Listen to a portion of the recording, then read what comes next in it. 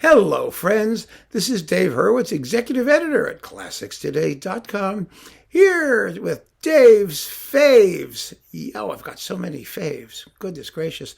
Today, we're going to talk about Dvořák's Slavonic dances.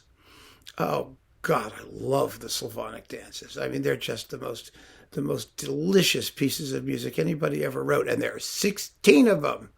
And I have some criteria for my favorite Slavonic dances. And this is, let me take a minute just to talk about, I want to digress for a bit and talk about duplication. This series is really dedicated to my favorite recordings of certain works, but there are some works that I just can't have a single one. And I know a lot of you feel that way about any number of works. There's no reason why, even in these favorite things, we have to limit ourselves to just one recording. I mean, heaven forbid, the industry's done 100 million of everything. So, having multiple versions of favorites is perfectly normal. It really depends on how much the music expresses and how much range of interpretation it permits, or simply how much you just love it. And you love it so much that you can't get enough of it. And because you can't get enough of it, it's always nice to be able to hear slight variations from one version to the next, just to keep things interesting. It gives you the music you love in the way you love, but different enough so that you don't feel like, you're stuck in some sort of treadmill of monotony, hearing the same thing over and over again. I mean, some of you may like the treadmill of monotony. That's okay too. If that's how that floats your boat, then row away with your treadmill of monotony. But no, I have two recordings of the Slavonic dances because, there's just so many wonderful performances of them. I mean, there are a dozen. I did a whole video on the Slavonic dances. You can see what my recommendations are. There are really quite a lot of them, and there's some really bad ones too.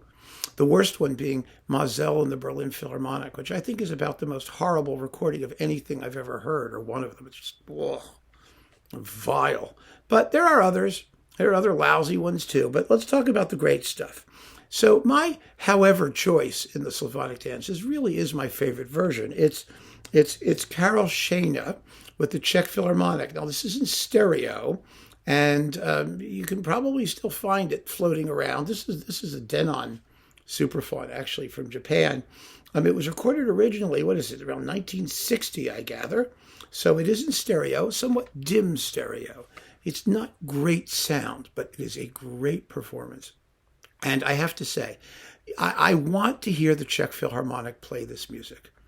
I really do. I desperately do. I mean, the vintage Czech Philharmonic, because it's not that other people can't do it fabulously well. I mean, Sell in Cleveland is amazing, and Kubelik and Bavarian Radio is fabulous, and Harnoncourt with whoever the hell Harnoncourt does it with. It's like the Chamber Orchestra of Europe or something. I mean, they're great.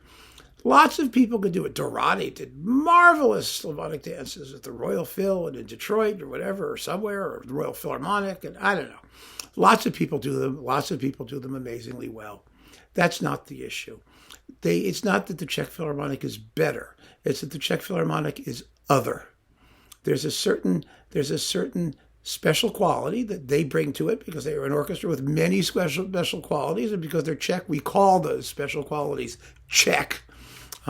Whether they have anything to do with Czechalicious or not, I have no clue. But yes, they have certain special qualities. There's a certain perky character to the woodwinds, a crackle to the percussion, a plangent vocal quality to the trumpets, to the brass, and the wiry transparency of the strings. It's all very, very special. And so I am a Czech Philharmonic guy when it comes to the Slavonic dances, not for all of Dvořák, mind you, but for these works particularly. And Karel Šejna is really, that's Sejna. There he is. So you can see that, right? I mean, I've written it down below too, or you can find the Dave's Faves playlist as well. But yeah, it's just an amazingly great recording. However, I could really understand not wanting only to listen to this one because you just want something in better sound. And that's how I feel. I mean, I'm talking, this is all personal, of course. I'm not being my usual completely objective self. I mean, I'm just talking from the heart here. You want to hear better sound just because the orchestration is so vivid. And it's not that you can't hear everything on Šejna, you just want to hear it better. And for that purpose, I like this Václav Neumann Czech Philharmonic. Though this is a Supraphon digital recording, and it sounds marvelous. And that was, Neumann really got a bad rap, especially here in the West. First of all, he wasn't perhaps as great a conductor as Anshirl was. I don't know. I mean, he did wonderful things. Anshirl did wonderful things. Certainly the Czech Philharmonic did not decline under Neumann. He was the last conductor where they still sounded recognizably like the Czech Philharmonic of old.